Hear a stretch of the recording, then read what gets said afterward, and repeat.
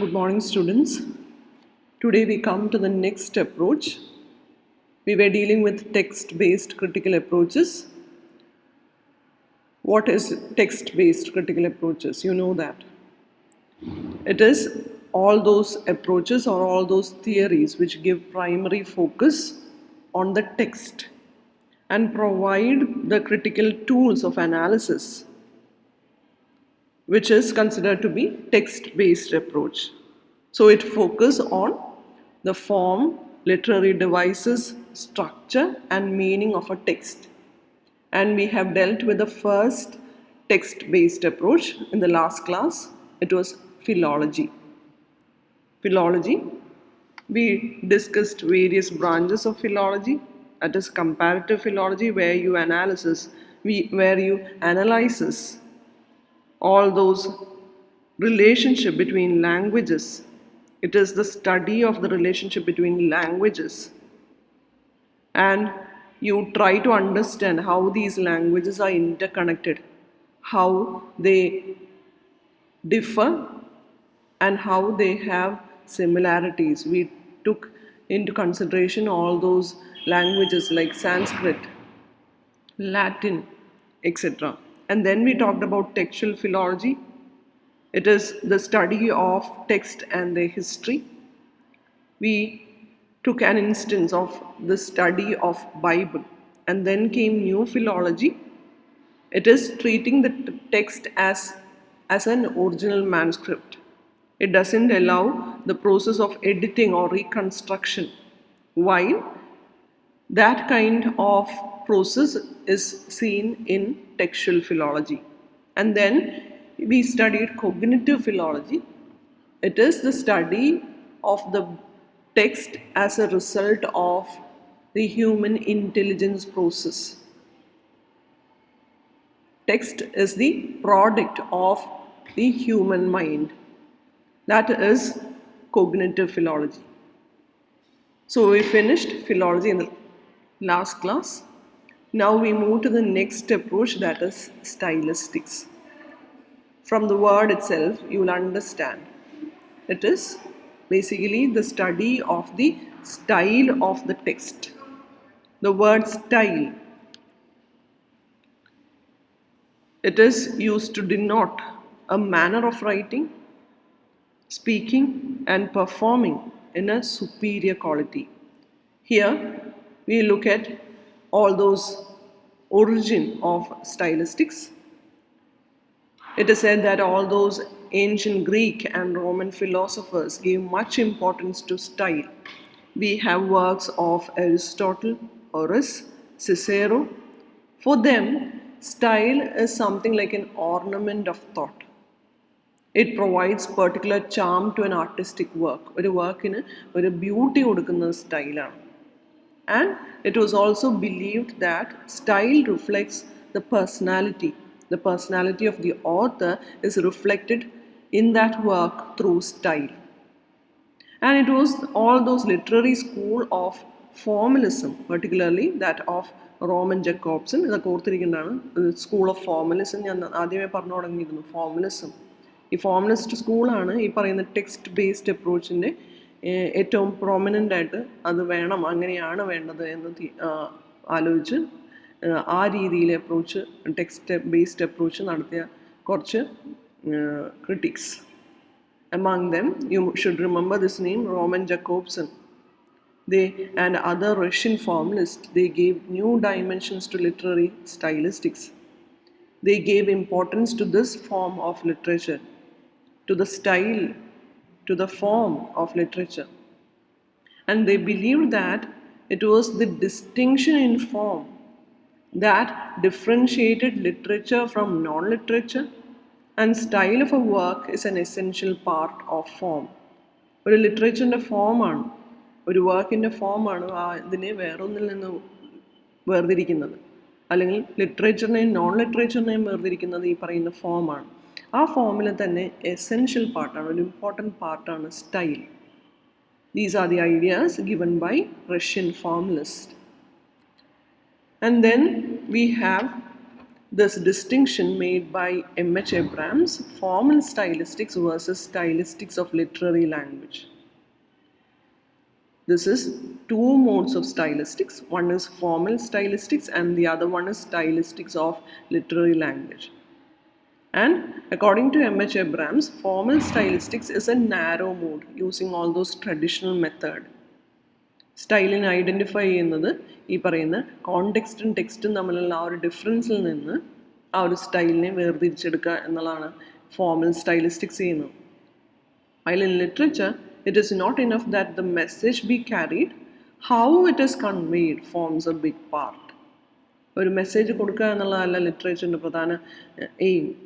ആ മെസ്സേജ് എങ്ങനെയാണ് കൺവേ ചെയ്യുന്നത് അതിന് യൂസ് ചെയ്യുന്നതാണ് stylistics of literary language.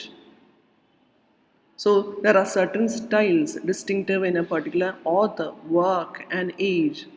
ഓഥറിനനുസരിച്ച് വർക്കിനനുസരിച്ച് അത് അവർ ജീവിച്ചിരുന്ന കാലഘട്ടത്തിനനുസരിച്ച് സ്റ്റൈല് മാറിക്കൊണ്ടിരിക്കും. അതാണ് stylistics of literary language പഠിക്കാൻ ശ്രമിക്കുന്നത്. So these are the two distinctions, formal stylistics and stylistics of literary language given by M.H. Abrams. Now we move to stylistics. What is stylistics? Stylistics is considered to be a direct descendant of rhetoric. Rhetoric ആയിരുന്നു അതിൻ്റെ ആദ്യത്തെ form. അതിൽ നിന്നുള്ള ഒരു development ആണ് ഈ പറയുന്ന stylistics. What is rhetoric? Rhetoric is something like all those rules related to speech, concerning all those eloquence and perfect speech. Since ancient Greco-Roman culture, they treasured public speech, oratory, prasangam. And it was rhetoric which compiled a number of rules and techniques related to efficient composition and powerful oratory. പ്രസംഗകലയ്ക്ക് വേണ്ടിയുള്ള റൂൾസും റെഗുലേഷൻസും compile ചെയ്തതാണ് rhetoric എന്ന് പറയുന്നത്. അത് ഈ പറയുന്ന Greco Roman കാലഘട്ടത്തിൽ തുടങ്ങി all these philosophers ഇവരെല്ലാം ഇതിനെ വളരെ ഇമ്പോർട്ടൻ്റ് ആയിട്ട് കണ്ടിരുന്നു. അതുകൊണ്ട് തന്നെ later it became A theoretical academic discipline. And it offered all those guidelines for the every phase of production of speech. ഒരു പബ്ലിക് സ്പീച്ചിന് എന്തൊക്കെയാണ് വേണ്ടത്, like selection of themes, organisation of material, verbalisation with the help of rhetorical figures, technique of remembering the speech, ഓർമ്മയിൽ നിന്ന് പറയുന്ന ആ ഒരു speech വായിക്കുകയല്ല, ഓർമ്മയിൽ നിന്ന് പറയുന്ന ഒരു പ്രസംഗം പോലെ, and most importantly the delivery of the speech. So rhetoric gave out all those rules regarding the performance of a speech, how to produce a perfect speech. അപ്പോൾ അതിൻ്റെ ഒരു direct descendant ആണ് stylistics.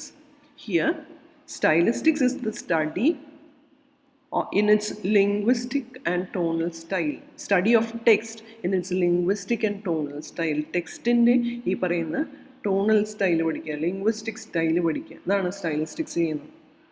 And a text is analysed minutely. ഇപ്പോൾ ഞാനൊരു 2 example കാണിച്ചു തരാം എങ്ങനെയാണ് ഇവർ സ്റ്റൈലിസ്റ്റിക്സ് അവർ എങ്ങനെയാണ് ടെക്സ്റ്റ് അനലൈസ് ചെയ്യുന്നതാണ്. So they analyse it minutely and comprehensively in a linguistic manner, and it is divided into different methods they follow. It is Francis Bacon who employed all those aphoristic style. വളരെ crisp ആയിട്ടുള്ള ലാംഗ്വേജാണ് നമ്മൾ Francis ബേക്കൻ്റെ എസ്സേസിൽ കാണുന്നത്. And all those Elizabethan dramatists engaged in blank verse. So these are the different styles these writers employ, and it differ according to all those authors, even between works and even between ages. And these are the stylistic features. One is phonological stylistics. It is concerned with all those sound patterns, meter, a rhyme, alliteration, assonance. Lexical, It is diction, which can be formal, informal, technical, emotive, connotative, denotative. ഈ ലെവലിലാണ് സ്റ്റൈലിസ്റ്റിക്സിൻ്റെ analysis നടക്കുന്നത് കേട്ടോ. ഈ പറയുന്ന phonological ലെവലിൽ അതിൻ്റെ sound patterns നോക്കും, metre നോക്കും, റൈം നോക്കും. ലെക്സിക്കലാണെങ്കിൽ അതിൻ്റെ ഡിക്ഷൻ ഫോമലാണ്, ഇൻഫോമലാണോ, ടെക്നിക്കലാണ്, whether it is emotive or not, connotative ആണോ, ഡിനോട്ടേറ്റീവ് ആണോ, ഇംപ്ലിസിറ്റ് ആണോ, എക്സ്പ്ലിസിറ്റ് ആണോ, and all those syntactic things like sentence structures, types of sentences like simple, complex, compound. ഇതിൽ നിന്നാണ് ആ ഒരു വർക്കിൻ്റെ മീനിങ് തന്നെ അവർ മനസ്സിലാക്കാൻ ശ്രമിക്കുന്നത്. ഞാനിപ്പോൾ നേരത്തെ പറഞ്ഞ പോലെ ഒരു എക്സാമ്പിൾ കാണിക്കുമ്പോൾ നിങ്ങൾക്ക് മനസ്സിലാവും. Rhetoric, all those use of imagery, figures of speech, and graphological, it is also an important way.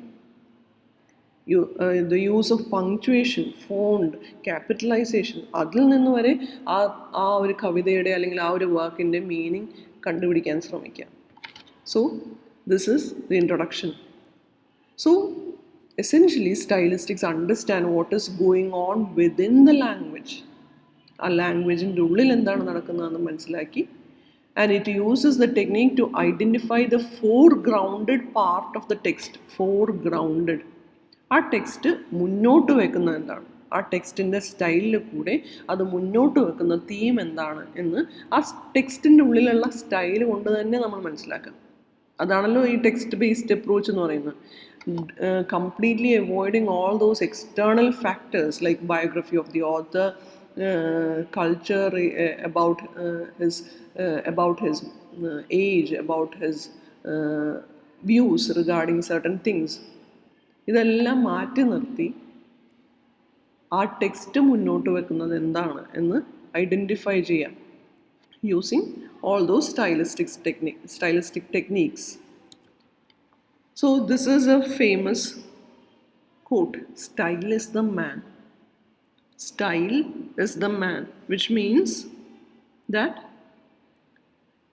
everything has this signature of the author. എല്ലാത്തിലും ഇപ്പം ഞാനൊരു കാര്യം എഴുതുന്ന പോലെ ഒരേ സംഭവം ഞാനും നിങ്ങളും ഒരാളും എഴുതുന്നത് തമ്മിൽ വ്യത്യാസമുണ്ടാവും. Because my style shows my personality. That is the meaning of this quote. It is style is the man. You will understand the physiognomy of the mind of the author. So there is this assumption of author's imprint or the character's imprint in the text itself. അല്ലാതെ ഓത്തറിൻ്റെ biography അന്വേഷിച്ചൊന്നും പോകേണ്ട കാര്യമില്ല. ഓത്തറിൻ്റെ imprint ആണെങ്കിൽ അത് ആ വർക്കിലുണ്ടാവും. And we have all those European structuralists under the guidance of Ferdinand de Saussure, who applied semiotics and linguistics into the stylistic analysis of literary text. So stylistics today involves linguistics and structuralism. നമ്മൾ ആദ്യം കണ്ട ആ ഒരു ഫോമിലല്ല ഇപ്പോൾ stylistics ഇരിക്കുന്നത്. It has developed and it has incorporated the ideas of linguistics and structuralism. So stylistics is a part of linguistic activity on one side and literary criticism on the other. ഒരു linguistic ആക്ടിവിറ്റിയാണ്, literary ക്രിറ്റിസിസമാണ്. They are mutually linked. And major difference between the two, linguistic stylistics and literary criticism, is that linguistic stylistics is highly objective, while literary stylistics, it is subjective. And now we will look at this stylistics since 1950s. We here see an attempt to replace subjectivity and impressionism with objective analysis. Subjectivity എന്ന് പറയുന്ന എലമെൻറ്റും impressionism എന്ന് പറയുന്ന എലമെൻറ്റും മാറ്റി നിർത്തുക. It is completely impressionism എന്ന് പറഞ്ഞാൽ it is highly subjective. അതെല്ലാം മാറ്റി നിർത്തി ഒരു ഒബ്ജക്റ്റീവ് അനാലിസിസിലേക്ക് stylistics കടന്നു. It used all those objectively verifiable methods of research. ഒരു സയൻറ്റിഫിക് സ്റ്റഡി പോലെയായി. അത് ഓരോന്നെടുത്ത് പെറുക്കി എടുത്ത് വെച്ച് എണ്ണം തികഞ്ഞ് അത് കണക്കാക്കി അതിനെ പഠിച്ച് അതിൻ്റെ വർക്കിൻ്റെ തീമിലേക്ക് വരിക. It is something like use of stylometry. It even used computer resources to analyze text and locate the styles. വളരെ സ്ട്രേഞ്ച് ആയിട്ട് തോന്നുന്നുണ്ടാവും. കാര്യം ഈ പറയുന്ന ഒരു ടെക്സ്റ്റിനെ പഠിക്കാൻ കമ്പ്യൂട്ടർ റിസോഴ്സ് അല്ലെങ്കിൽ ഒരു സയൻറ്റിഫിക് മെത്തേഡ് എങ്ങനെ യൂസ് ചെയ്യും, അത് നമ്മളിപ്പോൾ കാണും. So, since the 1960s, stylistics had been widely used to study the language of literature, and it incorporated all those traditional literary criticism and traditional rhetoric. Rhetorical നിന്നാണ് start ചെയ്യുന്നത്, അത് literary ക്രിറ്റിസിസത്തിൻ്റെ പാർട്ടുമായിരുന്നു. പിന്നെയാണ് അതിൻ്റെ അത് ലിംഗ്വിസ്റ്റിക്സ് വന്നത്. അപ്പോൾ ഇതെല്ലാം ഇൻകോർപ്പറേറ്റ് ചെയ്തിട്ടുള്ളതാണ് നമ്മൾ 1960s കാണുന്നത്. So it search for all those linguistics patterns along with linguistic elements and examines how it conveys meaning to produce aesthetic or intellectual effects.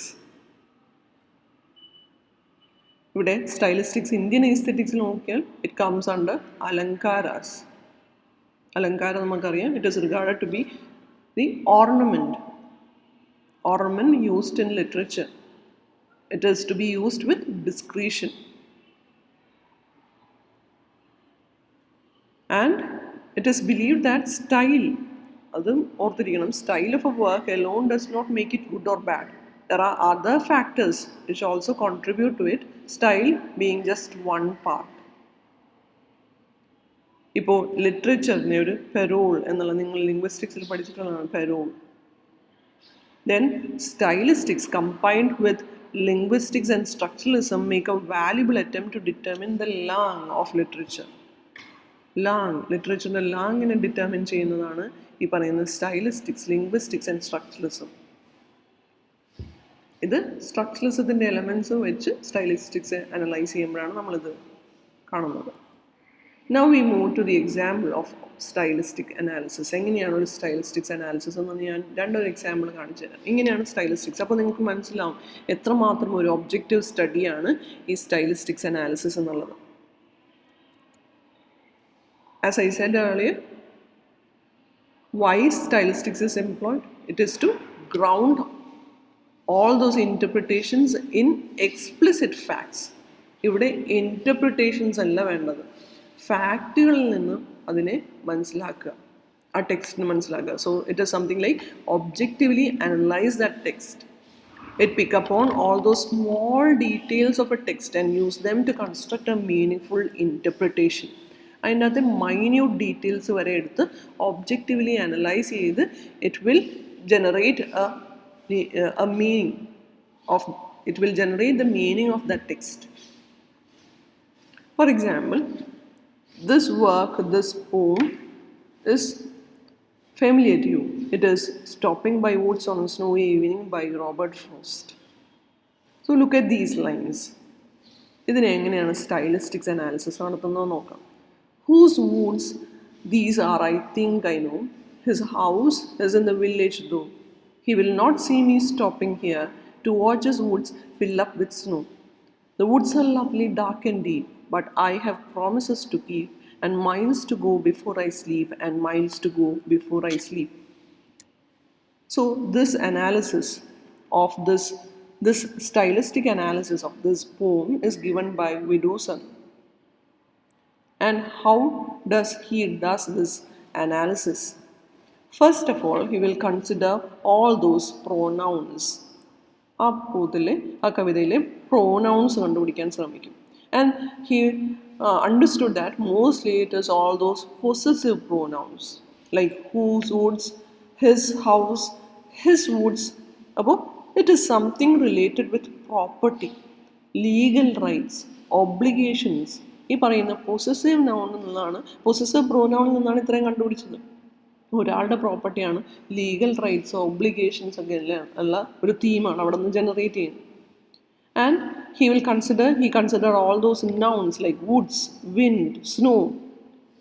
It is all associated with nature.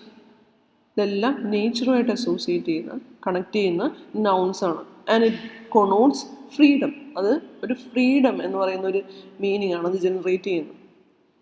Thus, Widdowson claims that this poem's major theme is reality of social constraints in opposition to natural freedom. There is this societal constraints, and out there is this natural freedom, and the At the end, the poet chooses to go back to the city. He says that I have miles to go before I sleep. So he chooses all those societal concerns, societal responsibilities over his natural freedom. എങ്ങനെയാണ് ഈ പറയുന്ന stylistics analysis ഈ ഒരു തീമിലേക്ക് എത്തിയതെന്ന് നോക്കൂ. ഈ പറയുന്ന പ്രോനൗൺസും അതിൻ്റെ അകത്തെ നൗൺസും എന്നുള്ള ആ ഒരു ഡിസ്റ്റിങ്ഷനിൽ നിന്നാണ് ആ ഒരു തീം കണ്ടുപിടിച്ചത്. ഇതാണ് ഒരു സ്റ്റൈലിസ്റ്റിക്സ് അനാലിസിസ് നടക്കുന്നത്. And there is this complicated poem by E. Cummings. He's an American author. ഈ ഒരു പോയം കണ്ടു കഴിഞ്ഞാൽ നിങ്ങൾക്ക് കൃത്യമായി മനസ്സിലാവും. It is something like cracking this tough nut. This is the poem. This a dog barks, how crazily houses, yes, people smiles, faces, streets, steeples are eagerly tumbling through wonderful sunlight. Look, cells stir with opening, are leaves, flowers, dream. Come quickly, come, run, run with me now. Jump, shout, laugh, dance, cry, sing, for it is spring, irrevocably, and in earth, sky, trees, everywhere a miracle arrives. Yes, you and I may not hurry it with 1,000 poems, my darling, but nobody will stop it.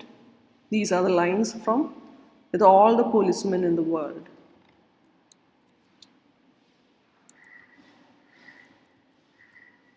So, how stylistics crack this hard nut?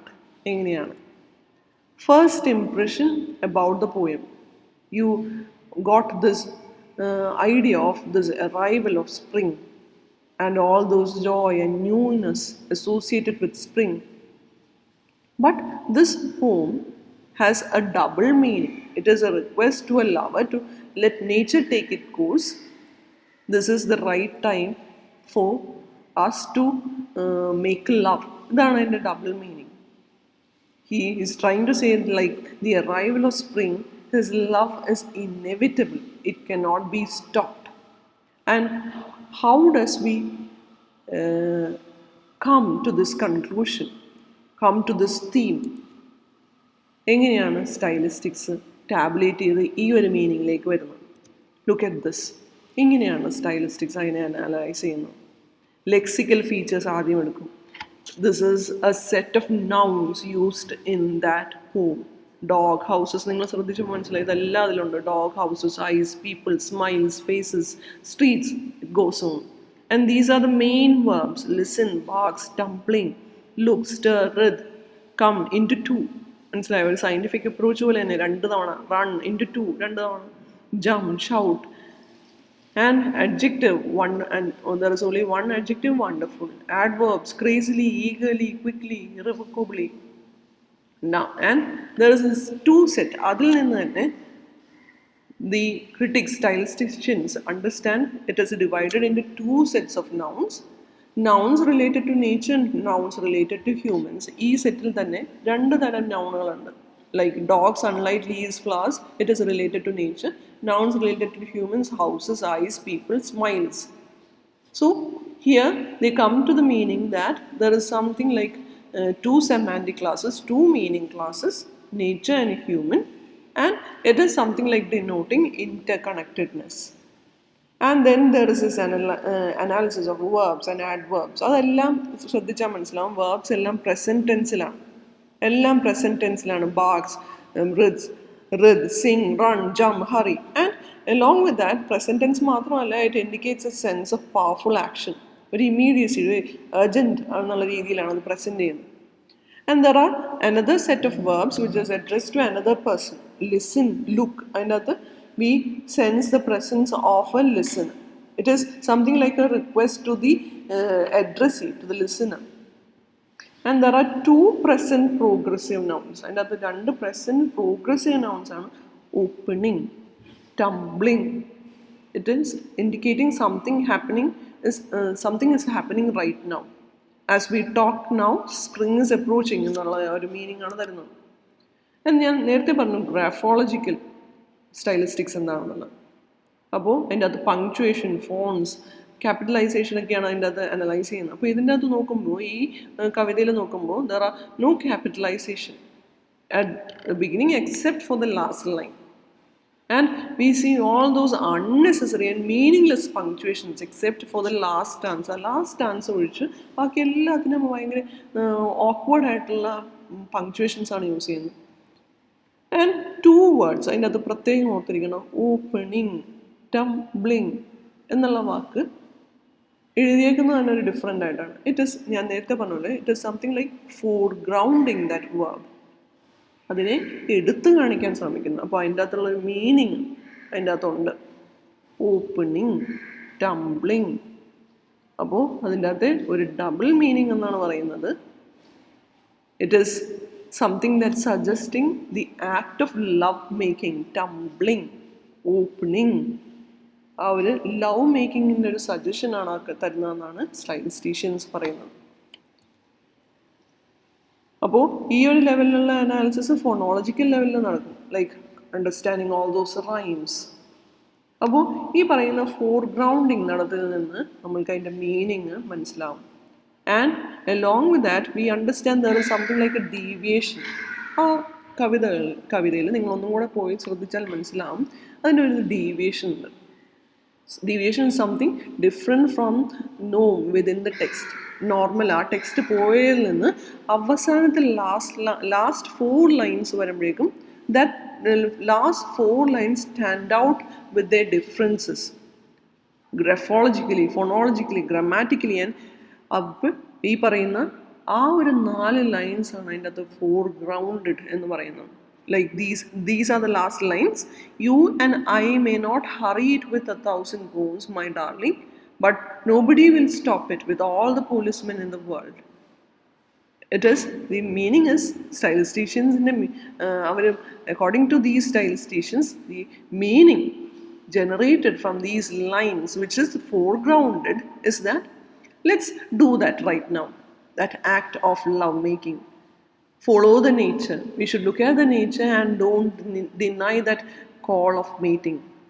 ഇണ ചേരേണ്ട സമയമായി, it is the right time എന്നുള്ള ആ ഒരു meaning ആണ് ഇവിടെ തന്നിരിക്കുന്നത്. അപ്പോൾ എങ്ങനെയാണ് ഇത് കണ്ടുപിടിച്ചത്? ഈ പറയുന്ന we have substantiated, we analyzed this text, we had this preliminary analysis which is substantiated with facts. ഓരോന്നിങ്ങനെ എടുത്തെടുത്ത് ഇങ്ങനെ ഡിസെക്റ്റ് ചെയ്ത് അതിൽ നിന്നാണ് നമ്മൾ മീനിങ് കണ്ടുപിടിച്ചത്. So this is something like bringing out new dynamics within the text. ഇതാണ് stylistics. Hope it is clear. Stylistics എന്ന് പറഞ്ഞാൽ സ്റ്റൈൽ പഠിക്കുക എന്നുള്ളത്, സ്റ്റൈൽ എങ്ങനെ പഠിക്കുന്നു ഈ രീതിയിൽ ഒബ്ജക്റ്റീവ്ലി പഠിക്കുക എന്നുള്ളതാണ് ചെയ്യുന്നത്. So I hope stylistics is no longer hard nut to be cracked. എല്ലാം ക്ലിയർ ആയെന്ന് ചോദിക്കുന്നു. ഇതാണ് ഒരു സ്റ്റൈലിസ്റ്റിക്സ് അനാലിസിസ്. എല്ലാത്തിനെയും എടുത്ത് ഒബ്ജക്റ്റീവ്ലി അനലൈസ് ചെയ്ത് നമ്മളുടെ മുമ്പിൽ നിർത്തി we arrive at a meaning. It is something like a journey towards the meaning of that text. And it is with the help of all those facts which is given out by the text itself. We never depend upon any of these external factors regarding the author, age, culture. ഇതൊന്നും നമ്മൾ കണക്കാക്കാണ്ട് ഈ പറയുന്ന text മാത്രം എടുത്ത് പഠിച്ച് ആ ടെക്സ്റ്റിനെ മനസ്സിലാക്കുക. I hope it is clear. So girls, I am stopping here. Thank you girls. If you have any doubts, please pause here, go back and listen. Thank you.